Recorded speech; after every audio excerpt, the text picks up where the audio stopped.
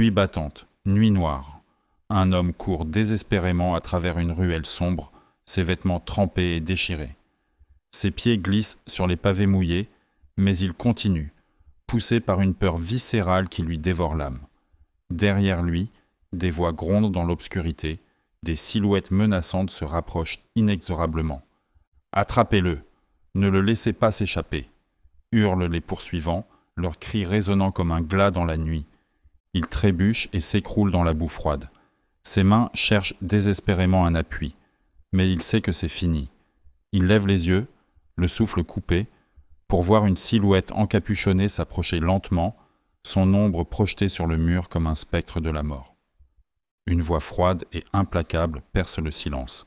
« Tu croyais vraiment pouvoir fuir après ce que tu as fait ?» Ali et Fatou étaient inséparables depuis le lycée.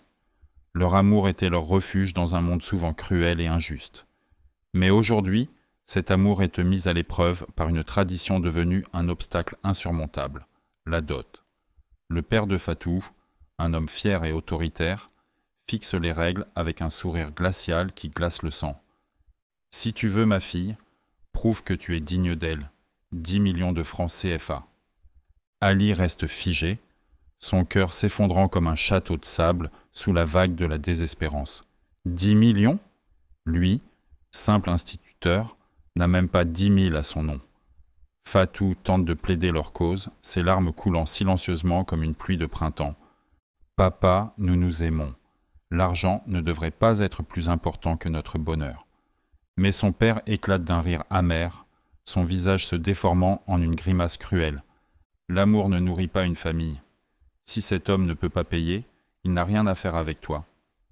Fatou pleure chaque nuit, ses sanglots étouffés par l'oreiller, son cœur brisé par la dureté de son père.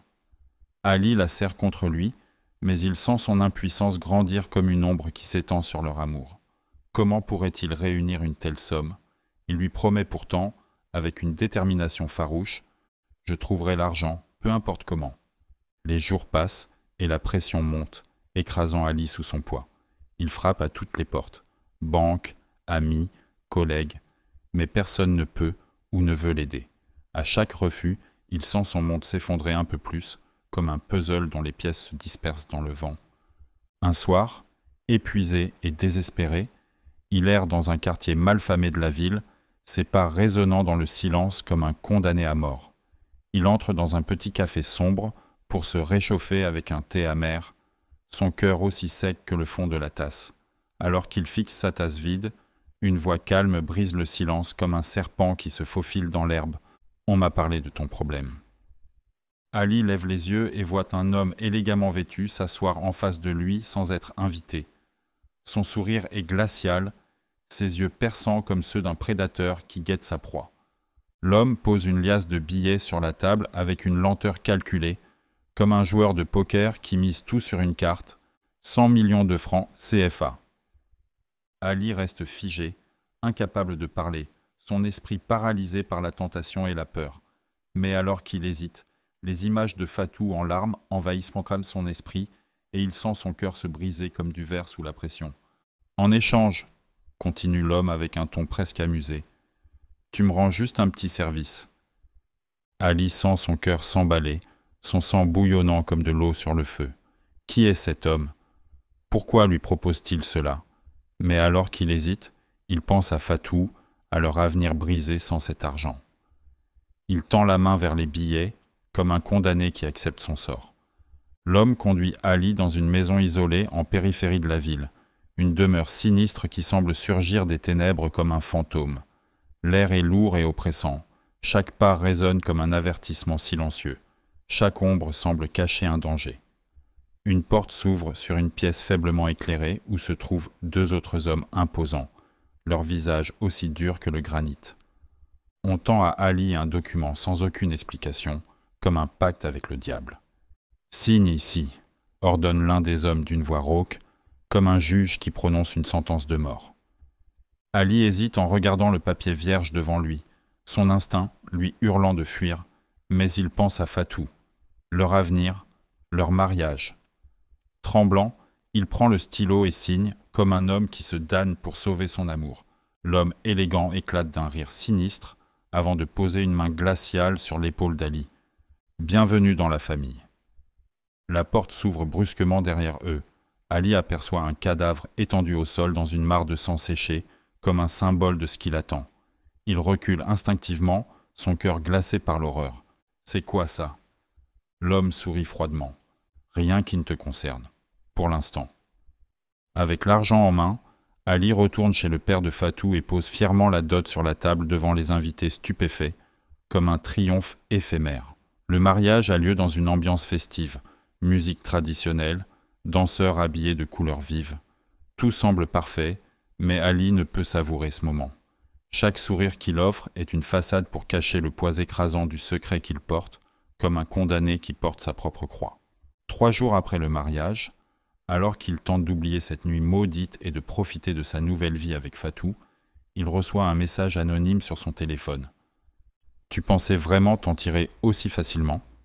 Il regarde par la fenêtre et aperçoit une voiture noire garée devant chez lui depuis des heures, comme un spectre qui le surveille. Ses mains tremblent alors qu'il comprend qu'il est pris au piège. Fatou commence à remarquer qu'Ali n'est plus le même homme. Il est distant, nerveux, et évite tout contact visuel prolongé, comme un fantôme qui erre dans leur maison. Une nuit où elle n'arrive pas à dormir à cause des soupirs lourds d'Ali dans son sommeil agité, elle décide de fouiller discrètement dans son téléphone portable. Ce qu'elle découvre la glace jusqu'aux os. « Rends-nous service maintenant ou ta femme paiera. » Elle confronte immédiatement Ali qui finit par craquer sous la pression et lui avoue tout. L'argent sale, le pacte avec cet homme mystérieux, le cadavre, et maintenant les menaces qui pèsent sur eux deux. Fatou recule lentement en secouant la tête, ses larmes coulant comme une rivière de douleur. Je ne peux pas être mariée à un homme qui a du sang sur les mains. Je ne peux pas vivre avec ce secret. Malgré les supplications d'Ali, elle quitte leur maison cette nuit-là en pleurant toutes les larmes de son corps, comme une femme qui enterre son amour. Ali sait que tout est fini pour lui. L'organisation secrète ne tolère ni échec ni trahison. Il essaie désespérément de fuir la ville avec quelques affaires jetées dans un sac à dos usé, comme un fugitif qui cherche à échapper à son destin. Mais ils sont partout, leurs ombres projetées sur les murs comme des spectres de la vengeance. Cette nuit-là, sous une pluie battante, il court pour sauver sa vie alors que des silhouettes menaçantes le poursuivent sans relâche à travers les ruelles sombres, comme un animal traqué par des prédateurs. Il trébuche finalement sur les pavés mouillés et tombe lourdement dans la boue froide. Une silhouette encapuchonnée s'avance lentement vers lui, son ombre projetée sur le mur comme un ange de la mort. La voix froide retentit à nouveau. « Tu croyais vraiment pouvoir fuir après ce que tu as fait ?»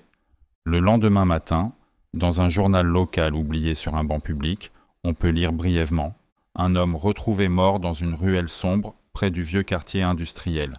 Identité inconnue. » Fatou apprend la nouvelle quelques jours plus tard, alors qu'elle découvre qu'elle est enceinte d'Ali.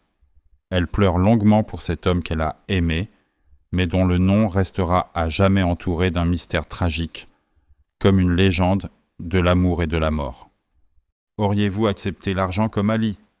Que feriez-vous si vous étiez pris au piège comme lui?